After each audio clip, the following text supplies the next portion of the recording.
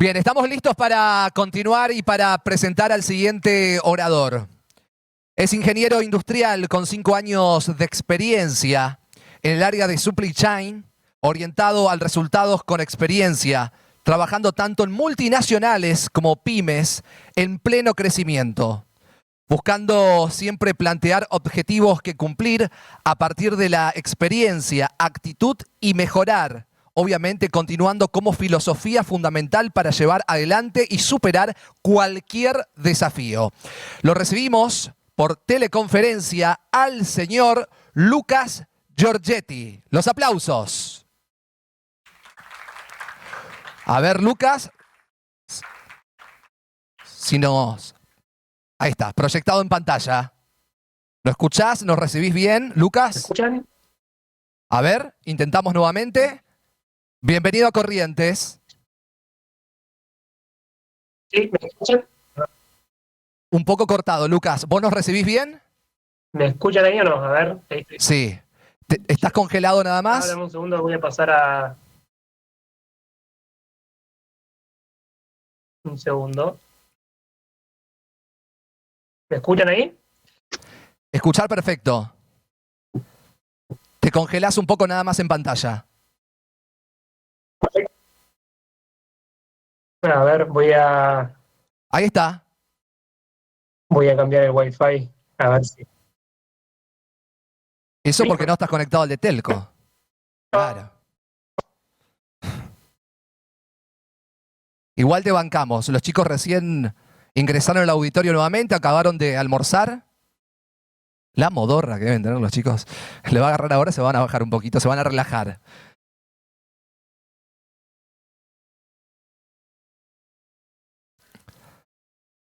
A ver, vamos a intentar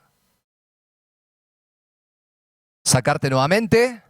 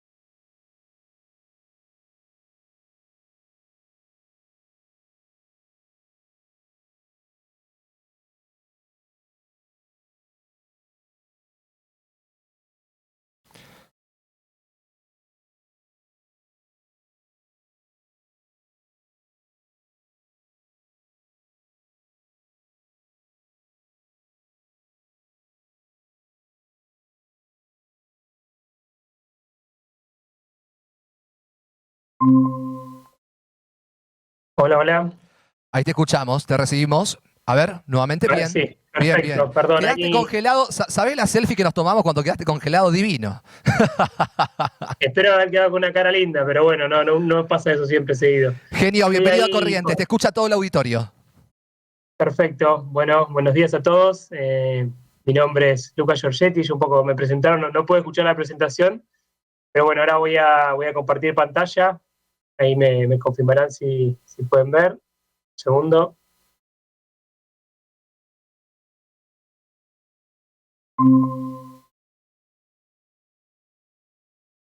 ¿Se está viendo la pantalla? Se ve perfecto, sí. Buenísimo. Bueno, buenos días a todos. Les voy a comentar un poco el caso de Estonia, los principios del gobierno digital de Estonia, dónde está Estonia y por qué está donde está, ¿no? Ya estuvo hablando en el primer día de la conferencia Diego Fernández un poco de este tema, los países nórdicos. Estuvo hablando también Lucas Jolías de algunos conceptos de interoperabilidad. Y bueno, un poco acá les vengo a comentar justamente el caso de Estonia, que hoy es considerado uno de los países más digitales del mundo. Y yo tengo la fortuna de formar parte del equipo de ThinkNet, que justamente trajo este modelo a la Argentina allá por el 2009 y venimos trabajando en implementar el modelo Estonia en lo que es Argentina. Y para introducirlos en el caso de Estonia, quiero empezar con una frase que es de Sim Sikut, que es el director de información de Estonia, en realidad es el exdirector, hace 2 años que dejó su cargo, pero una frase que utilizaba él era la siguiente: la mejor experiencia del ciudadano es cuando los estonios no tienen que hacer nada.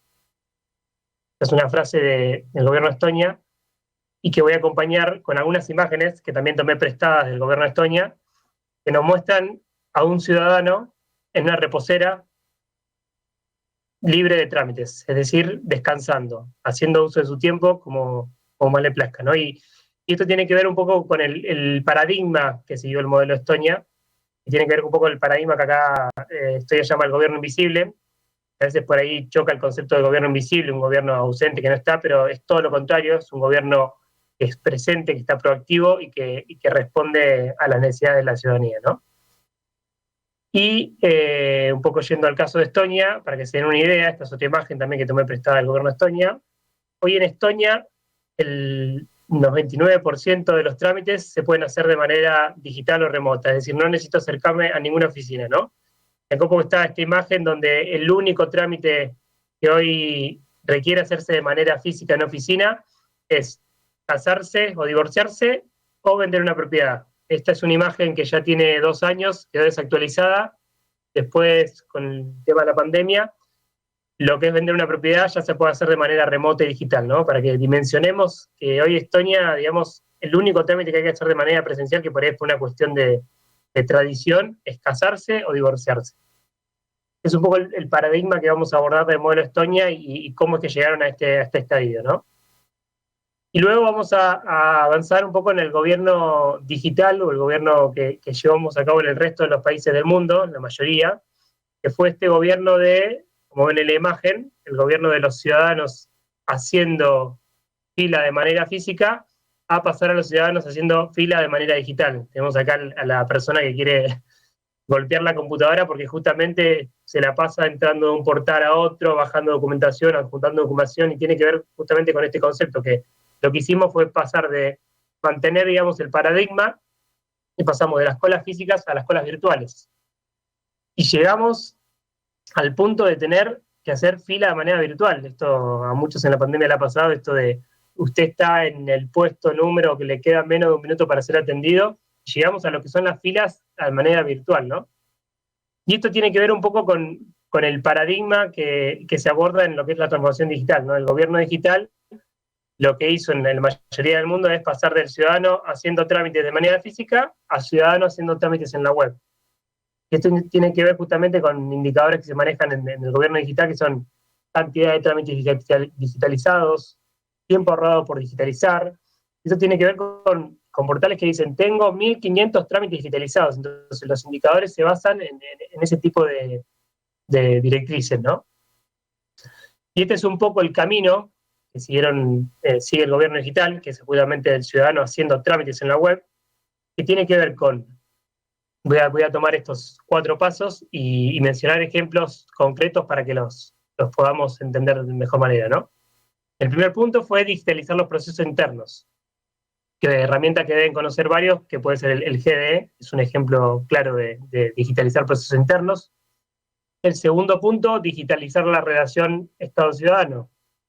Esto puede ser, muchos deben conocer lo que es el TAD, el trámite a distancia, el ciudadano interactuando a través del TAD. El tercer punto que tenemos es el portal app de unificación de servicios. Esto lo podemos explicar en lo que es Mi Argentina, por ejemplo. En la portal app Mi Argentina yo tengo todos mis servicios o algunos disponibles ahí. Y el cuarto punto, el de interoperar entre los organismos, ¿no?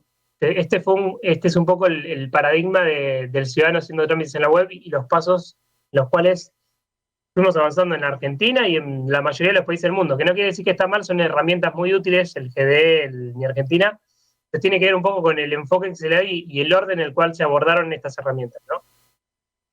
Y luego vamos a ir al caso de Estonia, que tiene que ver con el gobierno invisible, y es el ciudadano libre de trámites, es decir, el ciudadano no haciendo trámites. Y acá algo que está muy, muy presente en lo que es la transformación digital, y ya ha mencionado mucho Diego Fernández y Lucas también, tiene que ver con la interoperabilidad entre organismos, como primer punto, digamos, intentar conectar todos los hilos, estos partes del Estado, digamos, que no se conectan y trabajan de manera aislada. Luego, rediseñar lo que son los eventos del ciudadano. Acá nos referimos no a los trámites, digamos, que hace el ciudadano, sino a eventos de vida del ciudadano. ¿Sí? Todos los trámites que están relacionados, por ejemplo, cuando uno se va a casar, cuando uno va a tener familia, cuando uno va a estudiar, hay un universo de trámites. Lo importante es buscar rediseñar esos eventos del ciudadano, con la interoperabilidad ya resuelta, ¿no? Luego sí, iremos a apps de unificación de servicios digitales. Y por último, que en el concepto de gobierno digital lo tenemos como primer paso, son los mínimos cambios en los organismos. Porque nos vamos a dar cuenta que a través de la interoperabilidad que logramos en el primer paso, van a haber mínimos cambios a realizar en los organismos. Es decir, los procesos van a cambiar drásticamente simplificándose, ¿no? Y esto tiene que ver un poco con la innovación en el significado de cómo abordamos la transformación digital del Estado, que tiene que ver un poco con esta ruta de la transformación digital, que hablamos, como mencionó Diego, de sistemas aislados que no intercambian información, pasar a sistemas conectados, interoperando, intercambiando datos, compartiendo datos, a sistemas coordinados, estableciendo procesos. Es decir, si uno va a comprar una casa y primero tiene que ir a rentas, por ejemplo, y luego tener que ir a catastros, y ya sé que el siguiente paso del ciudadano es ir a catastro directamente, proactivamente el organismo le comunica al otro el dato y se produce, digamos, se resuelve el trámite de manera proactiva, ¿no? Y luego, sí, el cuarto paso, trabajar en ecosistemas inteligentes, disponibilizando servicios digitales hacia la ciudadanía, innovando desde el sector público-privado. Y esto tiene que ver justamente con el cambio de enfoque que tenemos que hacer desde el gobierno, centrarnos en lo que es el ciudadano y ver los eventos del ciudadano, cómo es ese peregrinaje que tiene el ciudadano, que también mencionó Diego Fernández en su charla, ¿no? Y para esto me voy a enfocar en 3 principios. Hay varios principios que se podrían seguir, pero me parece que estos 3 son los más importantes que habría que seguir como norte, como brújula, hacia una transformación digital inteligente, un gobierno invisible, un gobierno proactivo, sensible, que tiene que ver con el principio una sola vez, el principio once only, que muchos lo deben haber escuchado nombrar, un principio que también surgió bastante en auge con el tema de la pandemia, el principio de procesos proactivos push y el principio de interfaz abierta. Ahora voy a mencionar brevemente cada uno de estos principios para que entendamos a qué se refieren. Para el primer principio, el principio once only, o el principio una sola vez, voy a traer un poco acá una ley de Neuquén que surgió en el 2012, luego traer el modelo allá por el 2009, que tiene que ver con la ley de desburocratización en Neuquén, ¿no? Que menciona así: si el Estado conoce algún dato sobre el ciudadano, ningún otro organismo se lo puede volver a pedir. Es decir, cualquier dato que yo haya compartido con el ciudadano, no me lo tienen que volver a pedir. Cuando me piden el DNI, cuando me piden un libre de deuda, cuando me piden fotocopia, me piden cualquier tipo de trámite que yo ya le haya compartido al Estado, no me lo deberían volver a pedir, ¿no? Esto tiene que ver un poco con la interoperabilidad de backend que mencionó Diego, de cómo deberían conectarse las islas, compartir datos, distintas islas de gobierno, distintos organismos de gobierno, para poder evitar que al ciudadano le suceda esto que vemos en esta imagen, ¿no? Tenemos al ciudadano peregrinando, yendo de un organismo a otro. Acá vemos cómo entra en un organismo del Estado, lo mandan a bajar un libre de deuda de otro portal, tiene que ir a otro organismo a buscar un trámite que el organismo, por la madurez tecnológica que tiene, lo resuelve de manera física, es decir, uno tiene que ir de manera presencial. Entonces nos pasamos, el ciudadano se vuelve loco, se pasa peregrinando entre el mundo físico y digital, dependiendo de la madurez tecnológica de cada organismo del Estado, ¿no? Y esto tiene que ver con trabajar en islas, como ya lo han mencionado, y justamente de los esfuerzos que hace cada organismo para hacer el mejor portal ciudadano, digamos, hacia la ciudadanía, y no pudiendo interoperar y resolviendo en realidad el complejo que tiene el ciudadano, que justamente tiene que ver con la segunda imagen, que es cortar con ese peregrinaje, el ciudadano contactando a un organismo y todos los organismos por detrás interoperando y dando una respuesta rápida a ese requisito o esa necesidad que tiene el ciudadano, ¿no? Ese es un poco el principio once only que quería mencionar. Luego voy a pasar al principio de procesos proactivos push. Este principio tiene que ver justamente con la proactividad, de anticiparnos a la necesidad del ciudadano. Y acá les voy a compartir muy brevemente un modelo de lo que es la receta médica digital en Estonia. La demo que están viendo acá se produce en milisegundos, ahí están viendo el contador, y acá ven cómo el ciudadano va al hospital, el hospital consulta la obra social consulta el registro civil, hace consultas del tipo, bueno, ¿qué obra social tiene el ciudadano? Esta obra social, ¿cuánto le cubre el medicamento? ¿Este ciudadano existe? ¿Es válido? Todas esas preguntas las hace en milisegundos una farmacia para entregarle el medicamento al ciudadano. Esto tiene que ver con un poco proactivamente cómo se comunican los organismos para dar respuesta a un requisito del ciudadano. Y hoy este tipo de receta digital funciona en Estonia, y también funciona de manera transfronteriza. Es decir, en Estonia un ciudadano estoniano puede ir a Finlandia, por ejemplo, comprar un medicamento. También para un poco hacer más tangible este principio, tenemos lo que son eventos de vida del ciudadano. Por ejemplo, en Estonia, uno tiene un portal, este es un portal ejemplo de Estonia, donde puede elegir algún evento de vida. Por ejemplo, acá tenemos lo que es Home and Residence and Planning, me estoy mudando hacia un lugar. Entonces, cuando el ciudadano cliquea que está en ese evento de vida, que quiere mudarse o quiere ir a algún lugar, proactivamente le vienen todos los datos, porque justamente hay una interoperabilidad que lo soporta detrás, y le vienen todos los datos que son de interés o que pueden ser de interés para ese ciudadano, ¿no? Acá tenemos, por ejemplo, la población de la zona, dónde está la policía más cercana, dónde está la escuela, donde hay determinados servicios que le puedan ser de interés a ese ciudadano que estamos. Entonces, los datos, que hoy son datos que están públicos, en realidad uno podría ir buscando en Google la población, podría ir buscando dónde está la comisaría más cercana, le vienen proactivamente al ciudadano para facilitarle la vida, y no hablamos de datos abiertos, digamos, de donde tenemos datos abiertos y portales, y en realidad es darle uso a esa información de manera proactiva, ¿no? Y luego, por último, uno de los principios es más complicados a veces de poder implementar, pero es el que permite la innovación sobre los ecosistemas, tiene que ver con el principio de interfaz abierta, ¿no? Este principio habla de justamente esa última milla que hoy habría que disponibilizar. O sea, en Estonia, por ejemplo, se disponibilizan los servicios del Estado, los disponibiliza, y acá tenemos un ejemplo de, por ejemplo, un portal de Estonia, un portal ciudadano. Tenemos el ejemplo de la izquierda, por ejemplo, que tenemos servicios médicos, familia, y el ejemplo de la derecha tenemos exactamente lo mismo. Es decir, el ciudadano elige con qué portal interactuar con el Estado, ¿no? Y esto tiene que ver con liberar esa última milla y permitir que los privados, el sector privado, pueda desarrollar a partir de los servicios, que no estén en el esfuerzo del Estado de desarrollar el mejor portal ciudadano, sino dejarlo en manos de privados, por ejemplo, liberando estos servicios de manera segura, que vamos a entender un poco la tecnología que usa Estonia para esto, y que el Estado, que los privados puedan innovar sobre esto. Entonces tenemos distintos tipos de portales donde el ciudadano accede exactamente a los mismos servicios, ¿no? Y después veremos qué modelos se aplican ahí, ¿no? Acá tenemos justamente lo que es la experiencia del usuario, unificación de los servicios en algún portal o algo. Y el privado podrá ver, en este ejemplo, por ejemplo, acá tenemos Related Service acá abajo, que tiene que ver con justamente cómo puede generar ingresos un privado desarrollando un portal, haciendo publicidad con servicios relacionados que le pueden interesar al ciudadano, ¿no? Por ejemplo, acá voy a hacer mención a algo que surgió durante el 2020, durante la pandemia, que tiene que ver justamente con este principio de interfaz abierta, de liberar servicios, donde Siim Sikkut, el director de información y datos de Estonia, desafió a Amazon Alexa a desarrollar servicios públicos digitales para la ciudadanía con la tecnología inteligencia artificial existente, ¿no?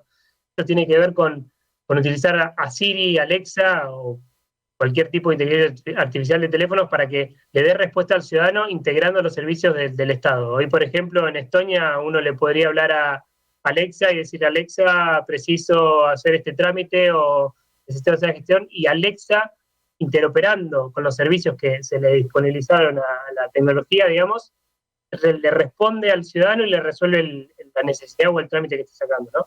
Hoy hay unos 50 servicios digitales desarrollados, inteligencia artificial en Estonia, y uno de los más utilizados, por ejemplo, es el de Alexa, me quedé sin trabajo, necesito trabajo. Entonces Alexa le pregunta, bueno, puedo compartir tu CV, tus datos con estas organizaciones, le busca trabajo y proactivamente, porque hay una interoperabilidad detrás, le busca trabajo proactivamente al ciudadano, ¿no? Le resuelve el trámite, así como cualquier tipo de trámite que el ciudadano quiera interactuar con el gobierno, ¿no? Y para resumir un poco los tres principios que estuve abordando, quisiera compartir lo que es la pirámide de la transformación digital, que es importante tener en cuenta como premisa básica para seguir, que tiene que ver justamente con una base, que no la mencioné, pero tiene que ver con la conectividad, obviamente sin Internet y sin organismos conectados por parte del Estado y la ciudadanía, la transformación digital no es posible, o sea que la base de todo es la conectividad de todos los organismos de gobierno y también del ciudadano. Como segundo paso, compartir datos, respuestas. Esto tiene que ver con el principio de una sola vez. Como tercer peldaño de la pirámide tenemos el de co-crear procesos. A partir de los datos que empezamos a compartir, podemos empezar a co-crear procesos interorganizacionales, es decir, los procesos que hay está evaluando, que son los procesos que el ciudadano hace peregrinando. Y por último, el de liberar servicios y permitir que el gobierno sea una plataforma donde tanto públicos como privados puedan innovar sobre esa plataforma de servicios, ¿no? Y hacer justamente, ir hacia los ODS, tener un gobierno transparente, donde se pueda participar, colaborar. Tenemos muchos impactos en el ODS con lo que es la transformación digital, ¿no? Y un poco compartirles un poco la curva de la S que fuimos transitando y hacia dónde vamos, ¿no? Acá tenemos lo que es el gobierno papel, lo que es el gobierno digital, pasamos de tramitar en oficinas a tramitar en la web, y lo que es el concepto de Estonia, que es el gobierno invisible, de no tramitar, y ya un paso siguiente, en el cual ya estamos abordando, incluso con lo que es inteligencia artificial, lo que es el gobierno inteligente, ¿no? Servicios inteligentes utilizando lo que es la inteligencia artificial. Y acá pasamos de un gobierno digital justamente a un gobierno invisible, de procesos proactivos, y a un gobierno donde no hay burocracia. Esto no significa que la burocracia deje de existir, o sea, no hay burocracia de cara al ciudadano. Trabajamos sobre la burocracia, pero de manera interna, ¿no? Y para compartirles un poco también algo para visualizar un poco más lo que es el gobierno desconectado, trabajando en silos, les compartimos una herramienta que estamos utilizando en algunos gobiernos, que donde ven esta maraña, por ejemplo, estos son N organismos que intercambian información, es decir, que deberían intercambiar información, donde vemos al ciudadano dejando todas estas huellas del peregrinaje que tiene que hacer entre un organismo y otro, ¿no? Cómo es crítica la interoperabilidad para poder abordar el peregrinaje del ciudadano y terminar con la burocracia de manera de cara al ciudadano, ¿no? Y esto tiene que ver también un poco con lo que mencionó Diego Fernández en su charla, de la interoperabilidad con X-Road, que es un poco la tecnología que desarrolló Estonia, que voy a mencionar, y la interoperabilidad con identidad autosoberana o identidad autogestionada, como quieran llamarle, pero es, digamos, lo que es la billetera virtual. Entonces, trabajar sobre la interoperabilidad backend con herramientas como X-Road, creo que voy a hacer un poco hincapié en esa herramienta, en esa tecnología desarrollada por Estonia, y en aquellos casos donde la interoperabilidad sea más compleja, utilizar lo que es la identidad autosoberana o identidad autogestionada, entonces permitiéndole al ciudadano compartir datos a través de lo que es la billetera digital o la identidad autosoberana, compartiendo certificados de manera digital, ¿no? Credenciales verificables. Bien, y ahora para entender un poco más del modelo Estonia y entender cómo hicieron ellos para interoperar y cuál es el problema o los miedos que hay en el mundo justamente con lo que es el concepto de interoperabilidad y los riesgos que hay, que tenemos que entender qué necesitamos, ¿no? Justamente es minimizar el distanciamiento digital. La interoperabilidad va por ese lado, por ese concepto de minimizar este distanciamiento digital y cómo los sistemas hoy trabajan de manera aislada y con islas, y esto tiene que ver porque hay inseguridad y hay mucha falta de confianza entre los organismos de lo que es compartir información, ¿no? Entonces lo que desarrolló Estonia es un componente tecnológico que básicamente resuelve esta capa técnica con ciertas características que la hacen, digamos, indicada para lo que es la interoperabilidad, ¿no?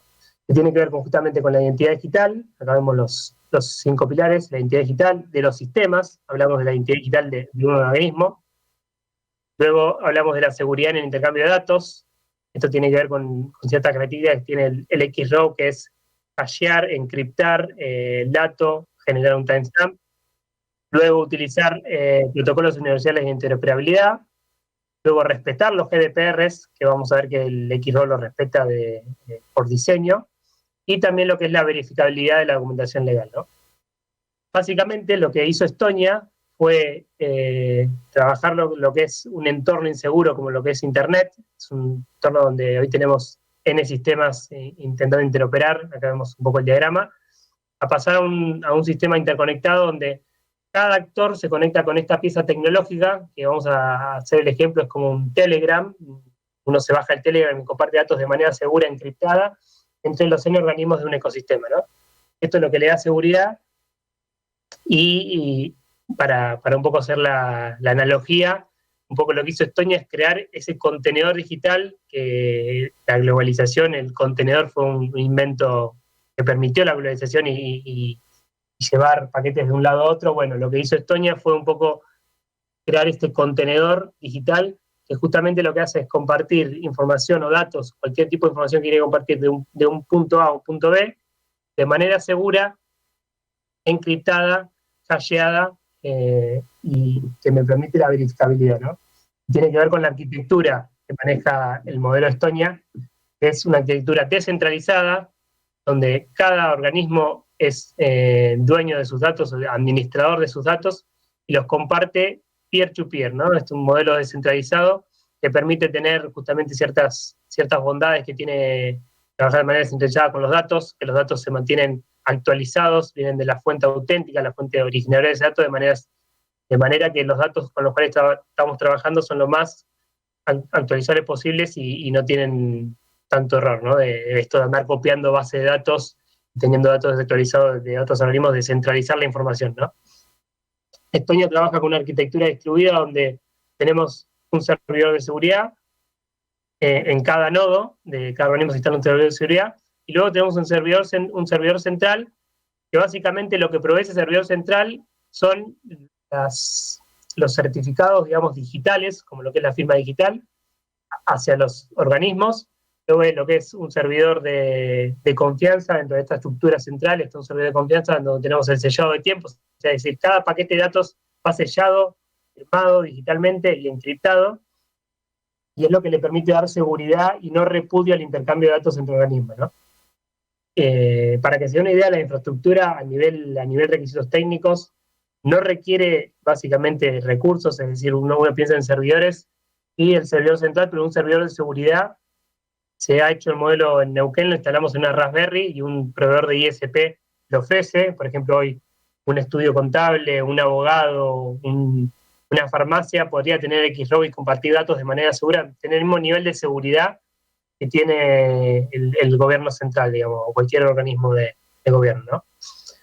Y esto lo que permite también, estas características de XROW, tener una auditoría, es decir, esto queda hasheado como una partida doble de un log de auditoría del intercambio de ese dato, que es lo que ha permitido que hoy en Neuquén, en Chaco, en Catamarca y en Mendoza próximamente, existan leyes, una ley que le da el valor de no repudio al intercambio de datos con este tipo de tecnologías, ¿no? Acá lo que vemos es una auditoría de fuente auténtica, lo que es el gobierno de la provincia de Neuquén, donde acá vemos la fuente auténtica, por ejemplo, acá vemos rentas, el web service, el dato que se intercambió, el involucrado, y luego hay un hash que me permite el no repudio al intercambio de este dato, ¿no? Queda todo hasheado en cada nodo. Para esto, a nivel Argentina, estamos trabajando en una norma, junto con varias provincias y varias universidades, que tiene que ver con lo que es la interoperabilidad, ¿no?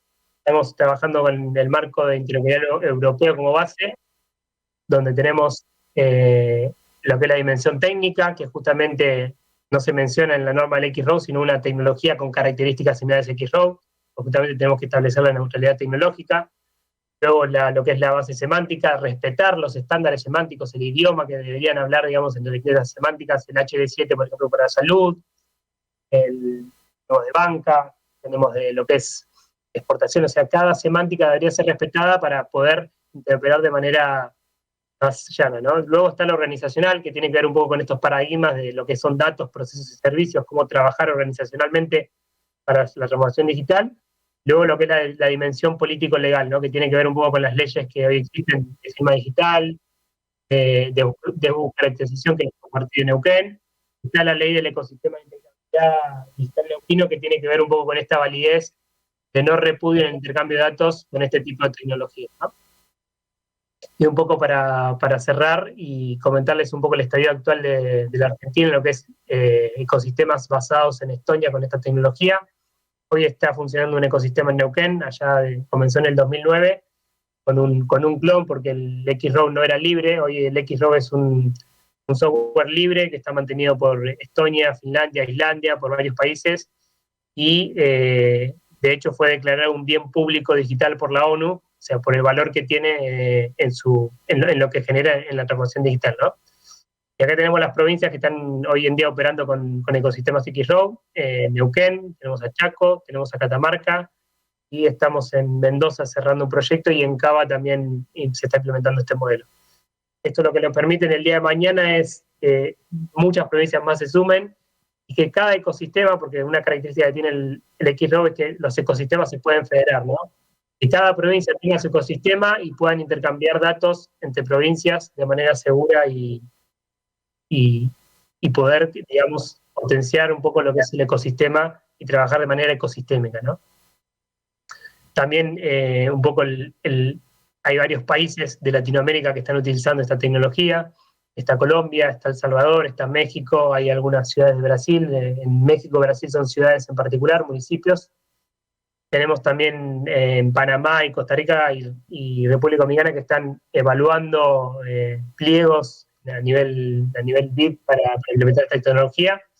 Y un poco esto es trabajar ecosistémicamente y conectarnos también transfronterizamente, ¿no? Estamos trabajando en un proyecto con lo que es Argentina y Chile para interoperar, y justamente todos estos trámites burocráticos que tenemos también entre países, hacerlos invisibles de cara hacia la economía, hacia el sector privado y hacia la ciudadanía, y así trabajar de manera ecosistémica y buscar justamente esta frase que dice Guten Pauli, que es: si América Latina trabajara integradamente, sería una potencia superior a China, ¿no? Es decir, si trabajáramos de manera coordinada y de manera en un ecosistema, llegar a ese nivel, ¿no? Un poco este es el mapa de cómo está hoy XROW implementado a nivel mundial. Vemos que el 16% del mundo tiene implementado XROW o está probando el XROW como herramienta de interoperabilidad, como plataforma de interoperabilidad. Y esto es lo que nos hace la medida exponencial que tiene esto, ¿no? El abordaje de que el 16% del mundo hoy en día está interoperando o probando esta herramienta, ¿no? Y para cerrar, ya se me fueron 5 minutos del tiempo, quiero terminar con esta caricatura de Kino que resume muy claramente lo que le pasa al ciudadano y lo que es el modelo hacia el cual tenemos que ir, que es: vivimos a los ciudadanos haciendo una fila eterna y al gobierno atendiéndolo una sola persona, y después vemos a un ciudadano que el que le resuelve la vida es el gobierno de manera proactiva, digamos, interoperando e interactuando, ¿no? Así que bueno, fui muy rápido, pero bueno, gracias y gracias por... Lucas Giorgetti con nosotros aquí, por supuesto, en esta edición de TelcoConf. ¿Hay preguntas del público? No te vayas, Lucas. Vamos a consultar a ver si el público tiene alguna pregunta como para poder hacerte. ¿Alguna? Bien. Allá, voy para allá.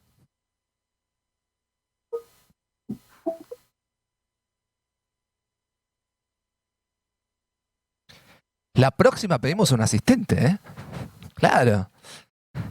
A ver, acá, caballero. Disculpa, mencionaste una aplicación relacionada a la cantidad de trámites. Puede ser cuando mostraste el ciudadano como metido en una especie de telaraña entre los distintos trámites de los distintos entes. Y mencionaste que hiciste con una aplicación, ¿puede ser? Sí, esta es una herramienta, te refieres a la herramienta que mostré en esa slide, digamos, de Así es. la maraña. Sí. Bien. Eso es una herramienta que es más, esa herramienta en particular se está alimentando una guía de trámites. Hoy es muy común que muchos gobiernos están haciendo la guía de trámites, entonces esa herramienta lo que hace es consumir los datos de esa guía de trámites, que está bien, digamos, tiene una nomenclatura donde está el organismo y los requisitos. Lo que hace es diagrama toda la interacción que hace el ciudadano. Cada uno de esos circulitos era un organismo y el ciudadano yendo a ese trámite. Eso lo que permite es visualizar, digamos, toda esa interacción que debería interoperar entre organismos y no el ciudadano. Y el grosor que veían de las líneas, había unas líneas que eran más gruesas o no, tiene que ver con el flujo de información que intercambiarían, que deberían intercambiar esos dos organismos, ¿no? Que hoy el ciudadano tiene que llevar esos papeles. De hecho, esa es una herramienta, digamos, que de desarrollo de FinNet que estamos aplicando en algunos gobiernos para un poco entender dónde deben priorizar, dónde se debe priorizar esa transformación digital, porque la interoperabilidad es algo que crece de manera orgánica y tenemos que saber dónde enfocarnos, y bueno, eso lo que permite es dar una visión y decir, bueno, en este organismo es donde hay muchas flechas saliendo, por así decirlo, o entrando, enfocarnos en interoperar en primer medida ese organismo con el resto, ¿no? Perfecto, la aplicación es tuya, o sea, ¿Cómo? La aplicación es de la consultora. Sí, es una herramienta de FinNet, de la consultora, exactamente. Es PECA se llama. Es una herramienta multidisciplinaria, es decir, es un BI, es un BPM, tiene varias funcionalidades. Entre ellas tiene esta funcionalidad que estamos aplicando ahora justamente en algunos gobiernos. Con la guía de trámites en particular, que también el concepto de guía de trámites hay que trabajarlo un poco, justamente lo estamos trabajando, que la guía de trámites tenga una nomenclatura, digamos, que los requisitos de un organismo, como lo llaman en un organismo, se llamen de la misma manera en otro organismo, porque muchas veces tenemos, en un organismo le dicen libre de deuda o formulario JQ4, y en otro organismo a ese mismo formulario lo llaman de otra manera. Entonces hay que trabajar sobre la guía de trámites para estandarizarla también, y esa herramienta se alimenta de ese tipo de base de datos, digamos. Bien, ¿alguna otra pregunta? Vamos, Robert, para allá.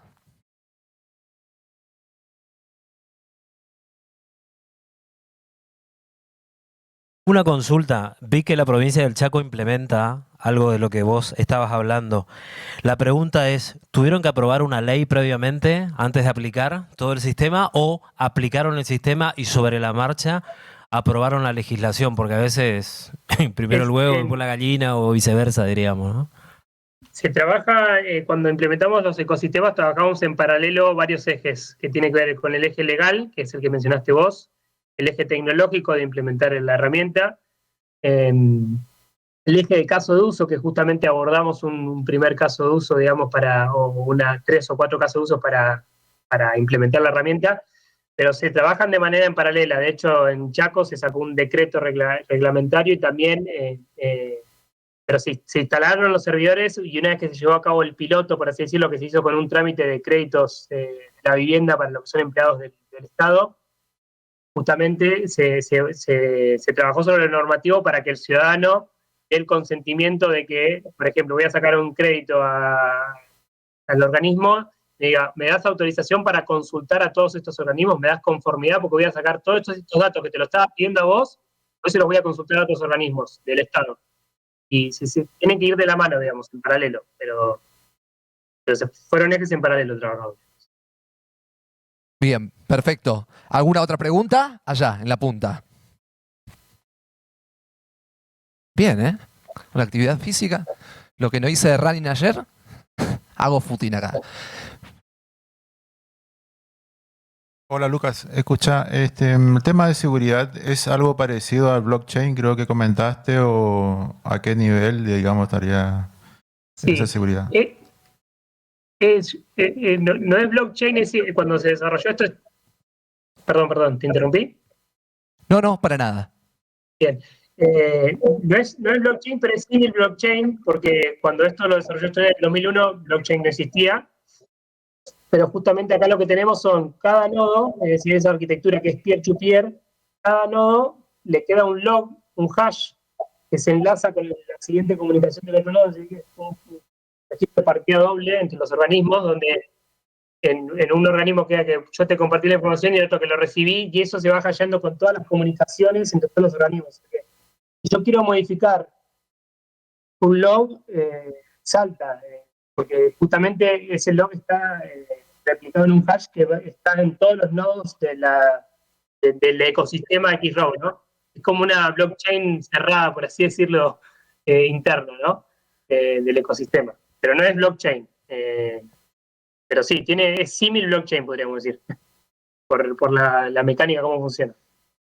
Bien, perfecto. ¿Alguna otra pregunta? ¿Al auditorio? ¿No? Lo despedimos con un fuerte aplauso al ingeniero Lucas Giorgetti. Gracias, Lucas.